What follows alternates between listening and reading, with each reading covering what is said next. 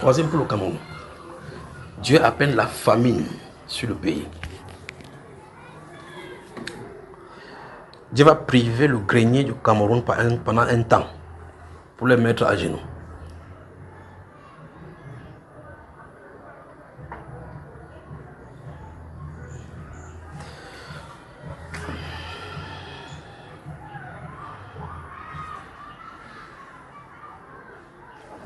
Donc la privation de cette denrée pourra amener dans la rareté des choses sur le marché et par conséquent la cherté. Vous voyez les conséquences de ces choses, c'est-à-dire que les choses que vous voyez là, au devant de vous, les tomates sont vulgaires. À un moment donné, Dieu refuse à la terre de produire.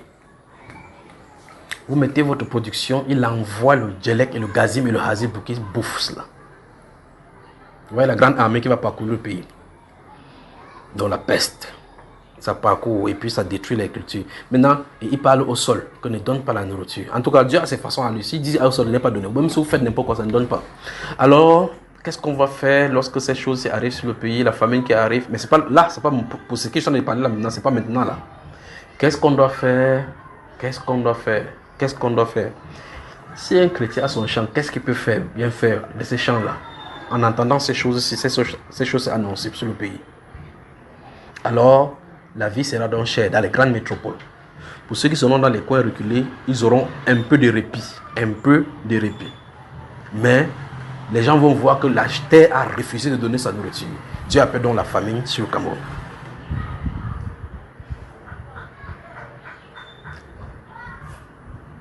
Que Dieu vous bénisse.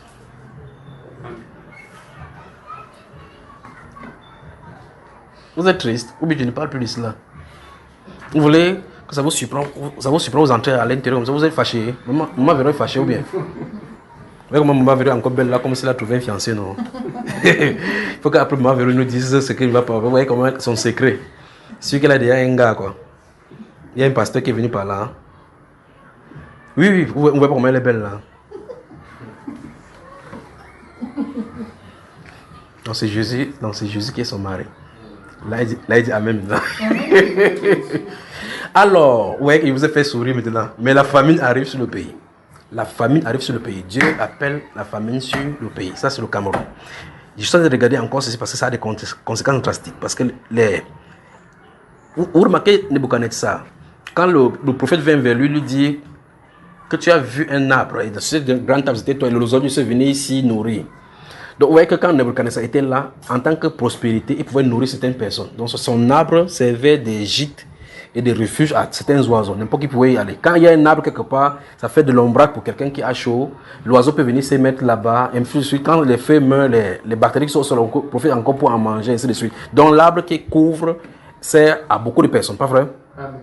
Si le Cameroun n'a pas de nourriture suffisante, qu'en est-il du Tchad, de la Guinée équatoriale, le Gabon?